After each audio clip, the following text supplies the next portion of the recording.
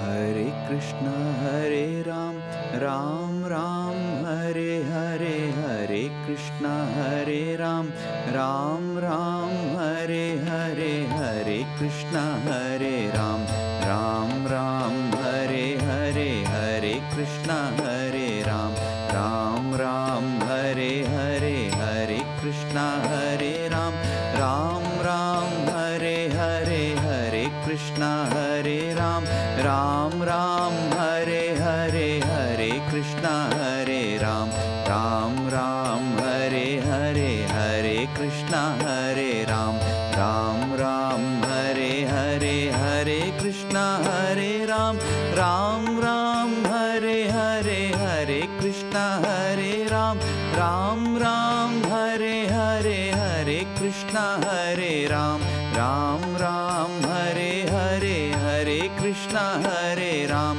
Ram Ram, Hare Hare, Hare Krishna, Hare Ram, Ram Ram, Hare Hare, Hare Krishna, Hare Ram, Ram Ram, Hare Hare, Hare Krishna, Hare Ram, Ram Ram, Hare Hare, Hare Krishna, Hare Ram, Ram Ram, Hare Hare, Hare Krishna, Hare Ram, Ram Ram, Hare Hare, Hare Krishna, Hare Ram, Ram Ram, Hare Hare, Hare Krishna, Hare Ram, Ram Ram, Hare Hare, Hare Krishna, Hare Ram, Ram Ram, Hare Hare, Hare Krishna, Hare Ram, Ram Ram, Hare Hare, Hare Krishna, Hare Ram, Ram Ram, Hare Hare, Hare Krishna,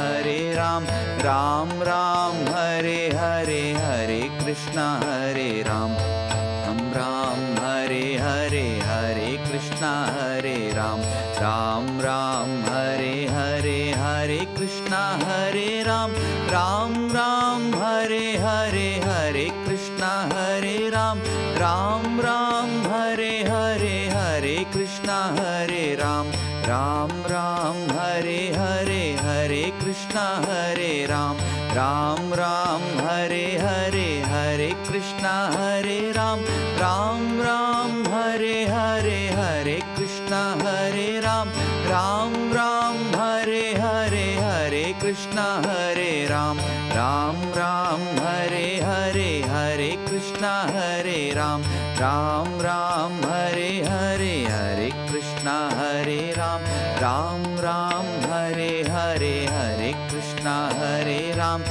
Ram Ram, Hare Hare, Hare Krishna, Hare Ram, Ram Ram, Hare Hare, Hare Krishna, Hare Ram, Ram Ram, Hare Hare, Hare Krishna, Hare Ram, Ram Ram, Hare Hare, Hare Krishna, Hare Ram, Ram Ram, Hare Hare, Hare Krishna, Hare Ram, Ram Ram, Hare Hare, Hare Krishna, Hare Ram, Ram Ram, Hare Hare, Hare Krishna, Hare Ram, Ram Ram, Hare Hare, Hare Krishna, Hare Ram, Ram Ram, Hare Hare, Hare Krishna, Hare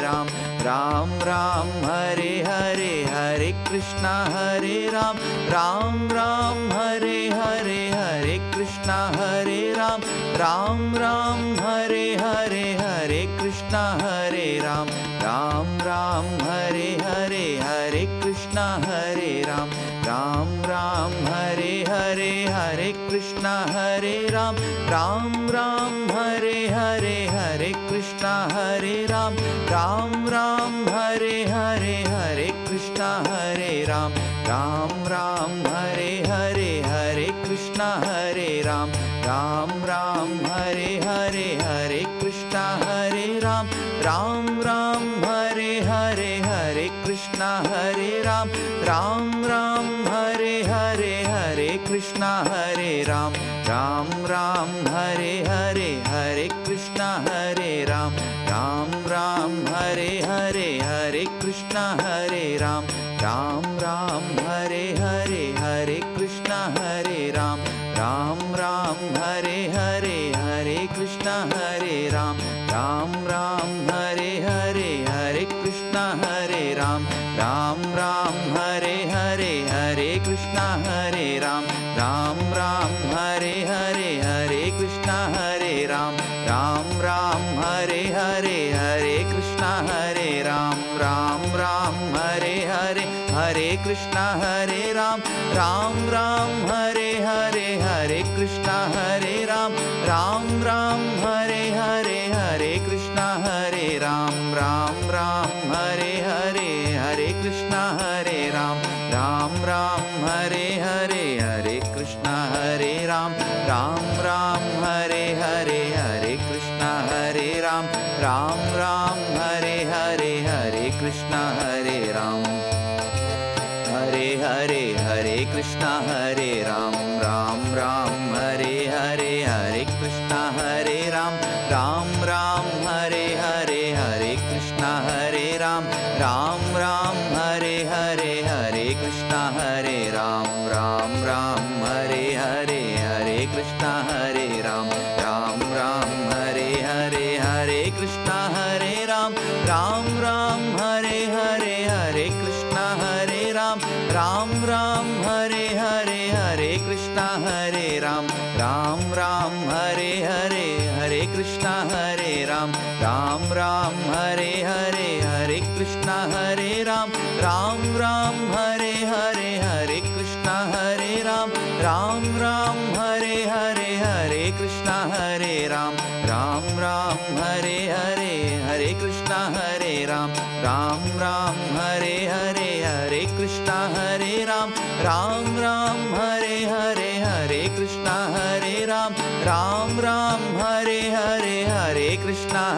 Ram, Ram Ram Hare Hare, Hare Krishna Hare Ram, Ram Ram Hare Hare, Hare Krishna Hare Ram, Ram Ram Hare Hare, Hare Krishna Hare Ram, Ram Ram Hare Hare, Hare Krishna Hare Ram, Ram Ram Hare Hare, Hare Krishna Hare Ram, Ram Ram Hare Hare, Hare Krishna Hare Ram, Ram Ram Hare Hare, Hare Krishna Hare Ram, Ram Ram Hare Hare, Hare Krishna Hare Ram, Ram Ram Hare Hare, Hare Krishna Hare Ram, Ram Ram Hare Hare, Hare Krishna Hare Ram, Ram Ram Hare Hare, Hare Krishna Hare Ram, Ram Ram Hare Hare, Hare Krishna Hare Ram, Ram Ram Hare Hare, Hare Krishna Hare Ram, Ram Ram Hare Hare, Hare Krishna Hare Ram, Ram Ram Hare Hare, Hare Krishna Hare Ram, Ram Ram Hare Hare, Hare Krishna Hare Ram, Ram Ram Hare Hare, Hare Krishna Hare Ram, Ram Ram Hare Hare, Hare Krishna Hare Ram, Ram Ram Hare Hare, Hare Krishna Hare Ram, Ram Ram Hare Hare, Hare Krishna Hare Ram, Ram Ram Hare Hare, Hare Krishna Hare Ram, Ram Ram Hare Hare.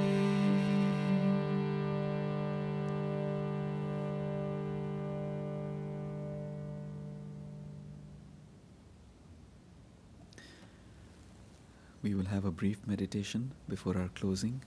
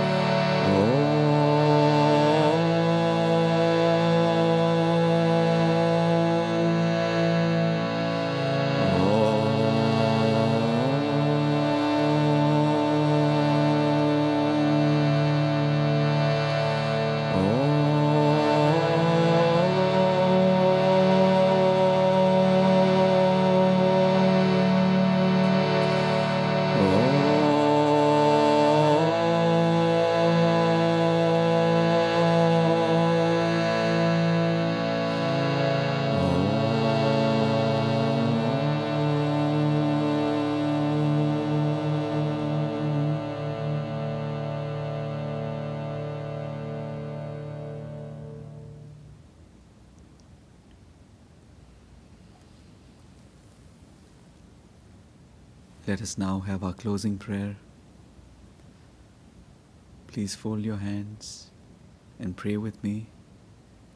Heavenly Father, Mother, Friend, beloved God, Jesus Christ, Bhagavan Krishna, Mahavatar Babaji, Lahiri Mahashay, Swami Shri Yukteswar, and our Guru, Paramahansa Yogananda, saints of all religions, we bow to you all.